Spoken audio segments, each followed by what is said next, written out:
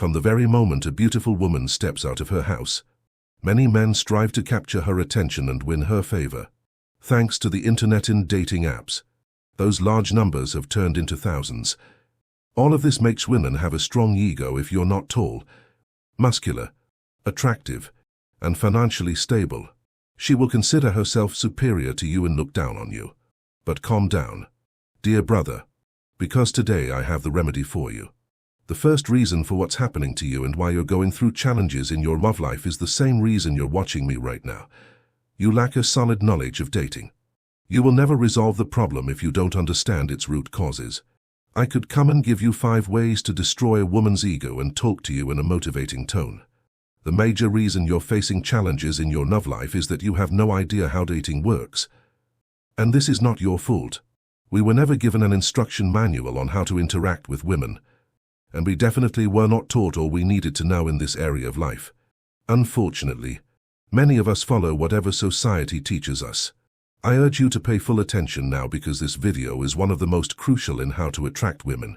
Dating might seem severely complicated, but it becomes much more apparent when we step back and look at the bigger context. Let's take a broad viewpoint rather than concentrating on a particular target. Let's think about all the women and men in your community, your nation, or perhaps the entire globe. From this broad-angle perspective, we can begin to see the full picture. Dating is a marketplace, and some laws regulate it like an economy. These laws are not strict rules you have to always obey. Instead, they're general concepts and trends that are always true. They are the results of many years of human evolution. Going against this huge momentum is what results in frustration and confusion among many men, like swimming against the current rather than with it. The most simple and effective techniques are those that comply with these laws, not the ones that go against them. The laws of the relationship economy are founded in our most primitive biological instinct, our instinct to reproduce. But here's the reality: men and women evolved in different ways to fulfill this instinct, and their techniques usually conflict with one another. This conflict goes back to the period of early human beings. In those days, the best technique for men was to impregnate as many women as possible. For women, the best technique was to reject as many men as possible and get the dedication of one man who could guarantee security for a lifetime for the family. Nowadays we may live in an advanced age, but our mentality remains trapped in the Stone Age. Those outdated primal instincts are still within us. They've been driving human behavior for many years, and they are not going to go away anytime soon. This causes a fundamental dispute that can be described as follows: women are the caretakers of sex. Men are the caretakers of commitment. In simple terms, women use sex to attract men and guarantee their commitment. Men use the promise of commitment to attract women and achieve a sexual relationship. In the dating market, sex and dedication are like money. They are the instruments that men and women exchange to get the things they want. This is the reason why many married men face the problem of their wives no longer wanting intimacy like they once did. The reason is that the woman thinks she has already won the maximum level of commitment she was searching for, which reduces the natural drive that sparks her desire for intimacy with her husband. This is not her fault. It is just an aspect of her nature. At the same time, don't get me wrong, women truly enjoy sexual intimacy, but this is not the topic of our discussion today. In today's video, the primary point we're focused on is your currency commitment.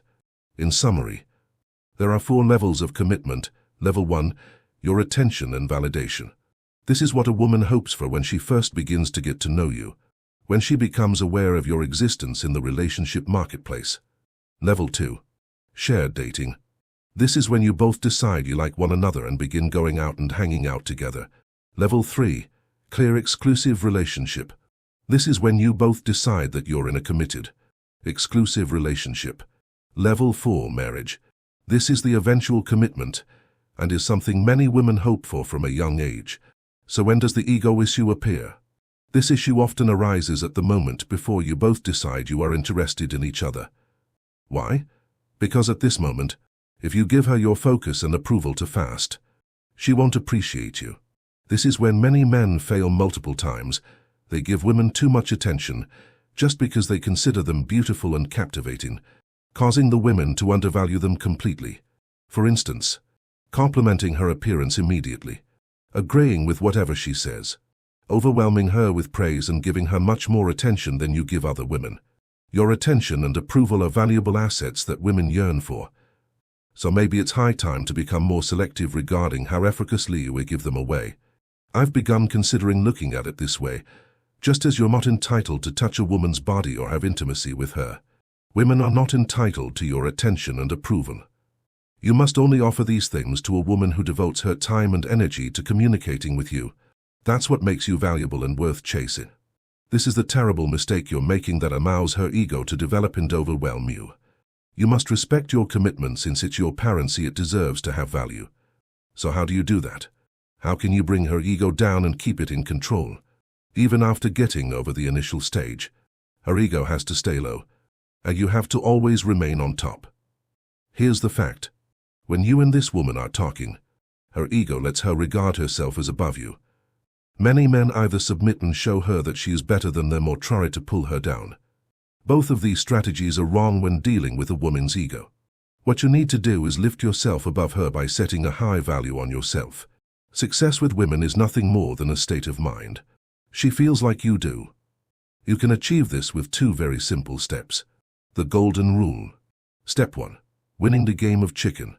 Do you understand what the game of chicken is? It's a challenge when 2 individuals head toward each other to find out who will back down first. Nice guys are normally the ones who back down. In every conversation, in every relationship, there's usually a person who gives in first. In that very moment, you surrender your power to the other person. You do it to be appreciated, to gain approval, to relieve tension, or to avoid turmoil. If you set a higher value on the other person instead of on yourself, you automatically back down first. You always blink first, give up your place, and surrender your power. What does blinking or surrendering mean? It's that time when you notice from the way she speaks you've said something wrong, and you are concerned and backpedal. You have surrendered, and she realizes it. It is when you go on a date thinking, I will flirt with her, I'll seduce her, I'll be fascinating and appealing, and then she says something like, I'm so over players, and unexpectedly you transform into the nice guy trying to convince her that you're not one of those men she dislikes ironically, the very ones who usually end up in her bed. It's when you boldly approach a woman, and then notice her yawning, frowning, or doing anything similar. Unexpectedly, your mind goes blank because you're thinking, perhaps I annoyed her. It's when you take a moment before kissing a woman because you don't want to be wrong. You've succumbed. You wanted to kiss her but weren't sure she wanted to be kissed, so you placed a higher value on what she desired. You surrendered the power in that moment, and this is the second golden rule. I recommend you take a screenshot of this rule, save it, and memorize it for the rest of your life. People notice and appreciate you immediately when they know they can't intimidate you. If someone believes their deceitful and manipulative tactics won't work on you, you instantly gain power over them. When an attractive woman discovers that you're not intimidated by her, she believes you're better than her. The reason why male players succeed with women is because women know they can't control them. Your status is described by your mentality toward yourself, toward women, and by your self-assurance and determination. You should be prepared to participate in the game of chicken and never back down first. She doesn't know your genuine status or how charming you are. She looks at your mindset and behaviors for hints. Step 2. Communication from a position of implicit status. Let us assume you're the one with confidence and authority, and you've won that situation. How can you explain this without sounding like you're trying too hard, bragging, or coming across as arrogant? The greatest way to achieve this is by being dormant. I remember before I truly understood this perspective, I was in a restaurant talking to a woman. She looked at my sneakers and said, I don't understand why men put on sneakers in restaurants. You would look so much better in a pair of shoes. Her comment caught me off guard. I responded. I said, well, a lot of women like these sneakers. I was practically stammering when I said it. That's an example of being reactive. My communication approach dramatically changed because of her comments. She managed to manipulate me with just a simple statement. Other men could respond differently. One may say, well, it's a good thing I'm not trying to please you, but that's still a reaction. It's like when a woman asks you to buy her something to drink and you refuse, you're still reacting. Surprisingly, this is one of the worst mistakes I see many men making. They strive to come up with a clever, edgy reaction to impress the woman. It's worthless. I don't know where this concept originated from. Why put yourself through the effort of trying to find your ultimate comeback? Anyway, I'll explain to you later how to respond appropriately. At first, let me tell you another example. What about when a woman compliments you? What if she says, "I like your sneakers. They look wonderful on you." Some men will become anxious and begin to mention where they bought them. Whoever picked them out or feel the sudden need to compliment her back by saying they admire her outfits. So what does dormant communication sound like? When a woman says, "I don't understand why men put on sneakers to restaurants. You'd look better in shoes." You maintain calm and just say, "Thanks for the suggestion," and then resume the conversation as if nothing was said. When a woman compliments you, just respond, "Thank you, that's kind of you," and proceed on with the conversation as if nothing happened. This is the style that portrays great status. A woman notices when you are unaffected by whatever she says,